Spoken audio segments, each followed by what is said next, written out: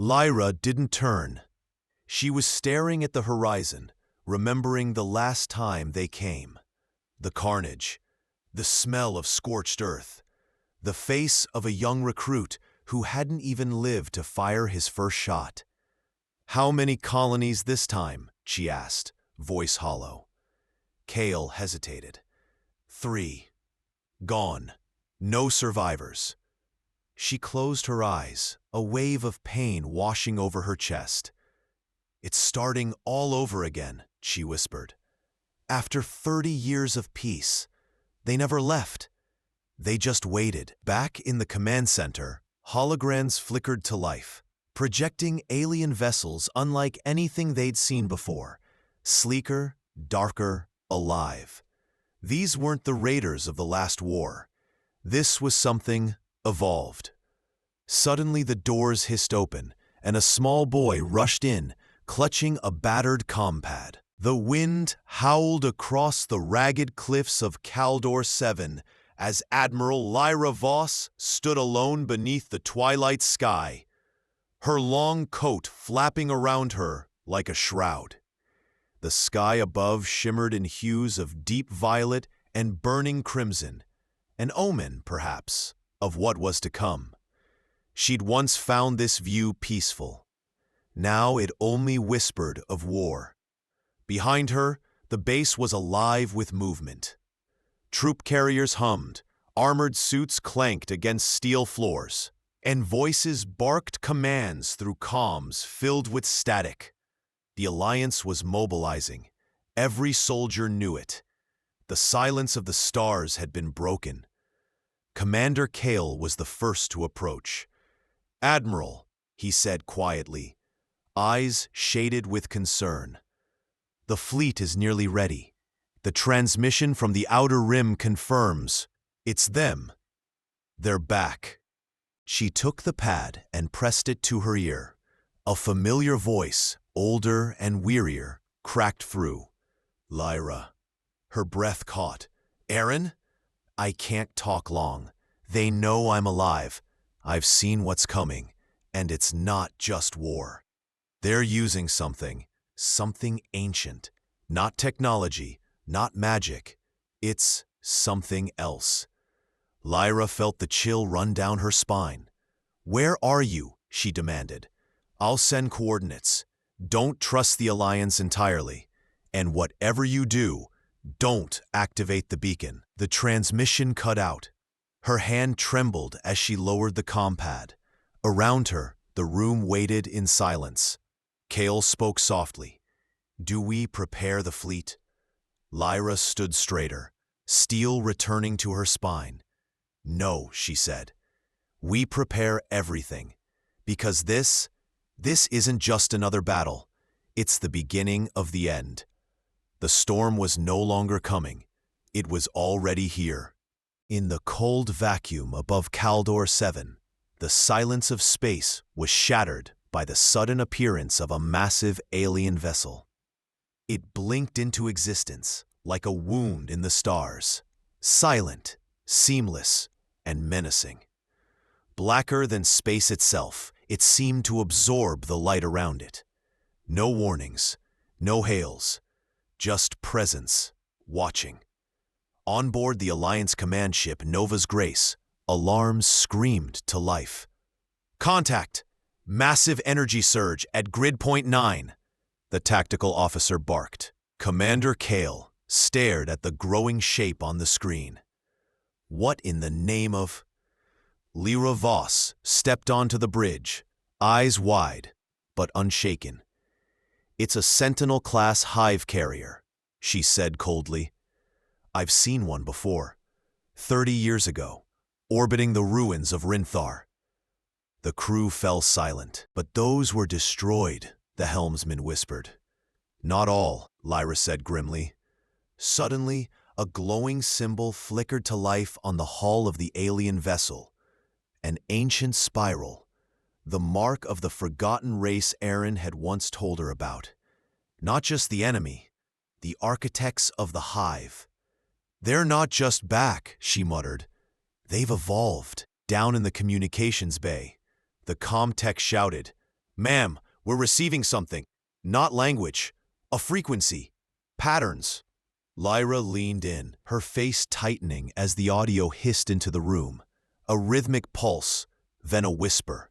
Not mechanical, organic, like breathing. I think it's scanning us, the text said. No, Lyra replied, eyes narrowing. It's studying us.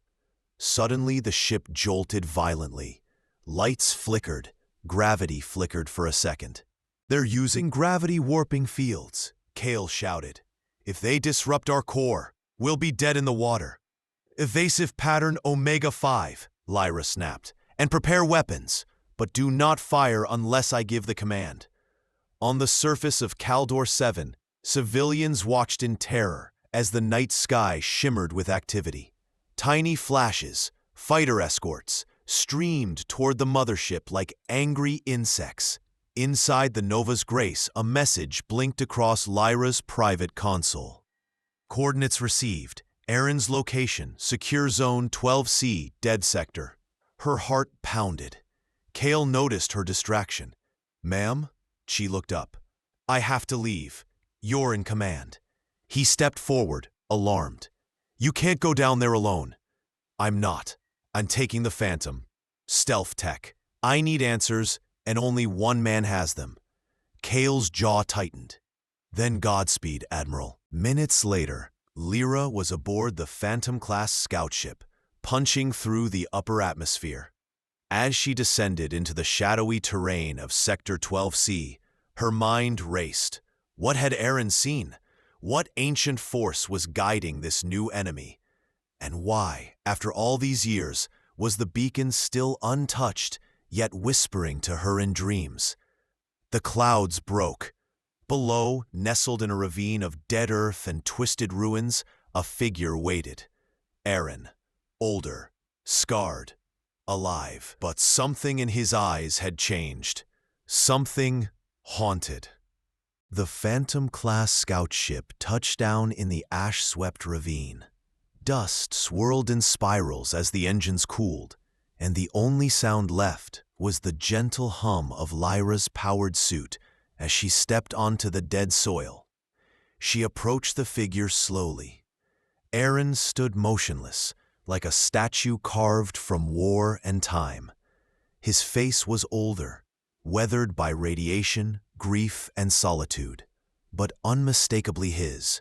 His right arm was mechanical now, sleek and matte black, a hive implant, but dormant. No glow, no threat. Erin, Lyra said, voice low and brittle. He turned toward her, slowly, like his bones had forgotten motion. Lyra, he whispered. She stared at him. You're alive, all these years. His mouth twitched. Alive, sure, but not the man you knew. Silence stretched between them, charged with years of unsent messages and faded memories. I searched for you, she said. We all did. After the Karthos rift collapsed. I didn't want to be found, he interrupted. Lyra blinked. Why? He looked past her, toward the sky where the hive ship loomed like a curse. Because I'm the reason they're back. Her breath caught. What are you talking about? Erin reached into the folds of his coat and pulled out a device. Small, ancient, pulsing with a faint blue light. This was inside the ruins of the Rintharian core. Before I escaped the collapse, I activated it. I didn't understand what it was. What is it? She asked. A key, or a map. Maybe both. The hive didn't just find us by chance. They were summoned. Lyra's stomach turned. By you? By my mistake, he whispered. The wind howled through the canyon, sweeping ash into the air like ghosts of a forgotten war. Erin walked toward a jagged outcrop, motioning her to follow. You need to see something. They entered a collapsed structure beneath the ridge. Inside, glowing symbols lined the walls. Alien script mingled with ancient human code. Hybrid markings, not just hive, but something older. This place, Lyra whispered, it's a beacon site. Aaron nodded. It was activated the day I arrived. The hive weren't the first to respond. He tapped on the wall. A hidden panel slid open, revealing a chamber of pods, 6 of them. 4 broken, 2 still sealed. Inside floated creatures. Not hive, not human. Something in between. They're evolving, Aaron said. Merging with our DNA. Adapting. Lyra stepped back, shaken. You're saying they're becoming us? They're becoming better than us. She turned to him, furious. Why didn't you destroy this? Because I needed answers. And I needed you. Their eyes locked. War and love. Betrayal and regret, swirling like storms between them. A sudden tremor shook the ground. Dust rained from the ceiling. They know I brought you here, Aaron muttered. We don't have much time. Lyra's hand went to her weapon. Then we finish what we started. Together. Aaron looked at her, something rekindling in his gaze. You still believe in me? After all this? She held his eyes. I believe in the man who saved my life on Rinthar, who whispered goodbye when everyone else fell silent. I believe he is still in there. He turned toward the tunnel, voice low and steady. Then follow me. We're going to the source. And behind them, deep in the shadows of the earth, something ancient awoke. The tunnel narrowed, the walls pulsing faintly with a bioluminescent shimmer. Lyra's HUD flickered occasionally. Something was interfering with her systems. Even the phantom suit's shielding couldn't fully block the low-frequency hum vibrating through the rock. It wasn't just sound. It was language. Aaron, she said cautiously, what exactly is the source? Aaron's voice was quiet. It's not a place. It's not even just a machine. It's memory. The hive's hive mind, but it didn't originate with them. He ran his hand along the glyphs etched into the stone. This goes back further. Millennia before us. This planet, Helios, was one of the first sites seeded by the architects. Lyra's heart raced. The myths? Not myths, he said. They were real, and they left behind the neural lattice we now call the source. The tunnel opened into a vast underground cavern. Suspended in the center, like a floating heart, was the source. A massive, crystalline structure, beating with slow, thunderous pulses of light. The chamber was layered with walkways and machinery, half organic, half technological, clearly altered by hive influence. This is where they download their consciousness, Aaron explained. Every fallen hive soldier, every scrap of knowledge, every war strategy, it's all archived here. And if they tap into the architect's original system, they'll become unstoppable. Lyra stepped closer, awe in her eyes. So why haven't they activated it completely? They tried, Aaron said, but it rejected them. The source only responds to a specific frequency, a genetic marker. He looked at her, his expression tightening. Me. Her voice dropped to a whisper. They've been keeping you alive because you're the key. Aaron nodded. They want me to open it fully, to unlock full integration. But I waited. I sabotaged parts of the system when they weren't looking. Suddenly, a deafening screech echoed through the chamber. The hive had found them. Aaron pulled Lyra behind a console. They've accelerated. The hive queen must have sensed we're close. Hive soldiers, sleek, armored, and terrifying, poured into the chamber. Their weapons hummed with lethal energy. Above them, a winged figure descended. The queen, towering, beautiful in a monstrous way. Her voice echoed directly into Lyra's mind. You brought the key. Open the source, and we shall spare your kind. Aaron stood, defiant. You won't keep using me. The queen turned to Lyra. He doesn't matter. You do. You carry the last fragment of the original signal. Lyra froze. What? Aaron's eyes widened. No, that's not possible. The queen laughed, a sound like glass shattering. She doesn't know. She was born on Rinthar, wasn't she? Conceived during the breach. You think your union was an accident? Lyra's knees buckled. She had always felt different. But this? Aaron stepped in front of her. You won't touch her. The queen raised a hand, and the hive surged forward. Lyra pulled her sidearm and fired, dropping 2 drones. We run, she shouted. Aaron grabbed the source crystal's fragment, the control node he'd sabotaged earlier. No, we finish this. What are you doing? He looked at her, calm in the eye of chaos. You have to get out. Take the Phantom and transmit what we found to Earth Command. Tell them the source is real. Tell them we still have a chance. And you? He smiled, the sadness etched deep in his face. I've already died once. This time I'll do it on my terms. Lyra's eyes filled with tears. No, don't you dare! But he was already moving, charging toward the heart of the source with the node in hand. She hesitated for a heartbeat too long, then turned and ran. She didn't look back. The chamber behind her lit up in blinding white. The shockwave threw Lyra against the tunnel wall. Her helmet cracked, and alarms screamed in her ears.